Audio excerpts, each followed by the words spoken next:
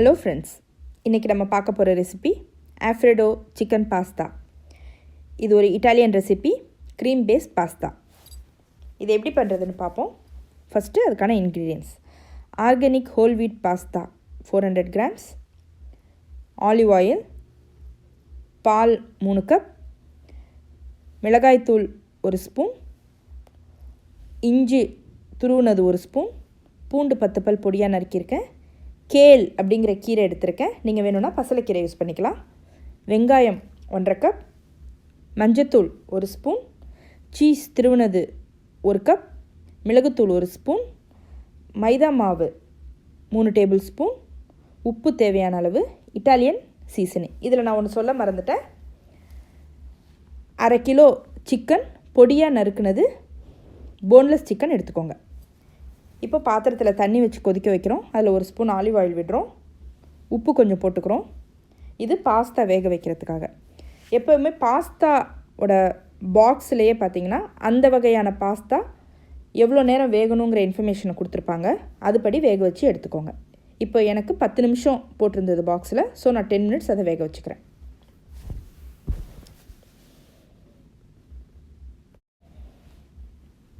இன்னொரு கடாய் வச்சுக்கோங்க. அதில் 1/2 டேபிள் ஸ்பூன் ஆலிவ் ஆயில் விட்டுக்கோங்க.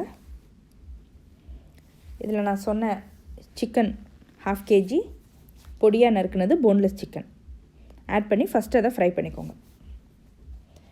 இது போன்லெஸ் சிக்கன் அப்படிங்கிறதுனால இதில் தண்ணி எதுவும் விட வேண்டாம்.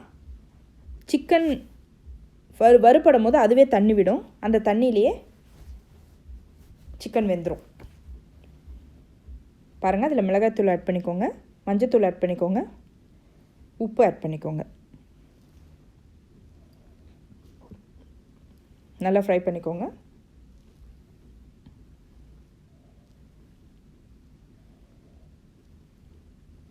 இதில் துருவி வச்சுருக்க இஞ்சி, நம்ம எடுத்து வச்சுருக்க பூண்டுலேயே கொஞ்சம் பூண்டு போட்டு நல்லா ஃப்ரை பண்ணிக்கோங்க. நல்லா சிக்கன் வெந்துருச்சான்னு செக் பண்ணிவிட்டு இப்போ அதை இன்னொரு பவுலில் ட்ரான்ஸ்ஃபர் பண்ணி எடுத்து வச்சுக்கோங்க.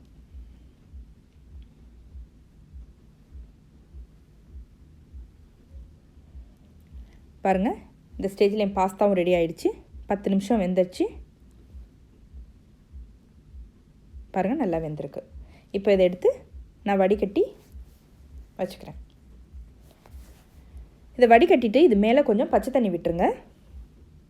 அப்போ தான் பாஸ்தா ஒன்றோட ஒன்று ஒட்டாமல் உதிராக நமக்கு கிடைக்கும். இப்போது சிக்கன் வறுத்த அதே கடாயில் திருப்பி ஒரு 1/2 டேபிள் ஸ்பூன் ஆலிவ் ஆயில் விட்டுக்கிறேன். மீதி இருக்க பூண்டையும் அதிலே ஆட் பண்ணிடலாம். பூண்டு பச்சை வாசனை போன பிறகு அதில் வெங்காயத்தை ஆட் பண்ணுறேன். வெங்காயம் பொடியாக நறுக்கிக்கோங்க. பாருங்கள், வெங்காயமும் பச்சை வாசனை போகணும், அந்த அளவு வதங்கணும். பாருங்கள், நல்லா வதங்கிடுச்சு. இப்போது கீரையை ஆட் பண்ணிக்கிறேன். இதில் கேல் அப்படிங்கிற கீரை ஆட் பண்ணியிருக்கேன். நீங்கள் வேணும்னா பசலைக்கீரை ஆட் பண்ணிக்கலாம். பசலையில் தனித்தனி இலையாக இருக்கும் இல்லையா, கொடி பசலைன்னு சொல்லுவாங்க, அதை ஆட் பண்ணிக்கலாம். டேஸ்ட் நல்லாயிருக்கும். இப்போ இதில் நான் மைதா மாவு ஆட் பண்ணிக்கிறேன். மைதா மாவு எதுக்கு ஆட் பண்ணுறோம் அப்படின்னா, அந்த சாஸ் திக்காகிறதுக்காக நம்ம ஆட் பண்ணுறோம். இல்லை நீங்கள் மைதா மாவு வேண்டாம் அப்படின்னு ஃபீல் பண்ணிங்கன்னா ஃபுல் க்ரீம் மில்க் நீங்கள் யூஸ் பண்ணிக்கலாம். நான் இதில் ஸ்கிம் மில்க் யூஸ் பண்ணுறதுனால நான் மைதா மாவு ஆட் பண்ணிக்கிட்டேன். பாருங்கள், கொஞ்சம் கொஞ்சமாக பால் விட்டு அந்த மைதா மாவை நம்ம கரைக்கணும். இல்லைனா மொத்தமாக விட்டுட்டோம், பாலை ஊற்றிட்டோம் அப்படின்னா மைதா மாவு கட்டி தட்டிடும். பாருங்கள், கொஞ்சம் கொஞ்சமாக விட்டு இப்போ என்னோடய கடாயில் உள்ள மைதா மாவு மொத்தமாக மிக்ஸ் ஆகிடுச்சு. இப்போது அந்த சாஸில் பெப்பர் ஆட் பண்ணிக்கிறேன்.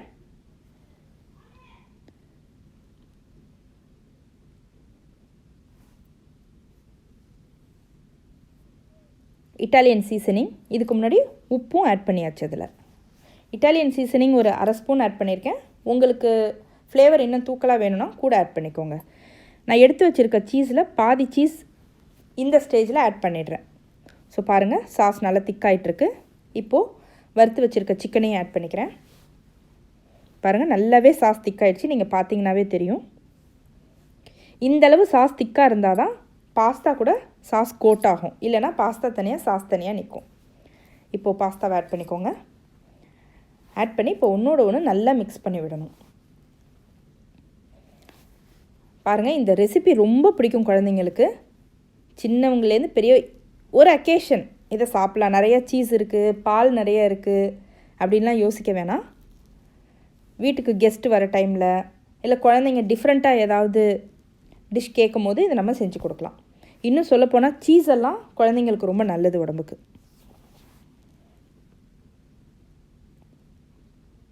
பாருங்கள், எல்லாம் நல்லா மிக்ஸ் ஆகி பாஸ்தாலையும் நல்லா இந்த சாஸ் கோட் ஆகிடுச்சு. இவ்வளோதாங்க, ஆல்ஃப்ரெடோ சிக்கன் பாஸ்தா ரெடி ஆகிடுச்சு.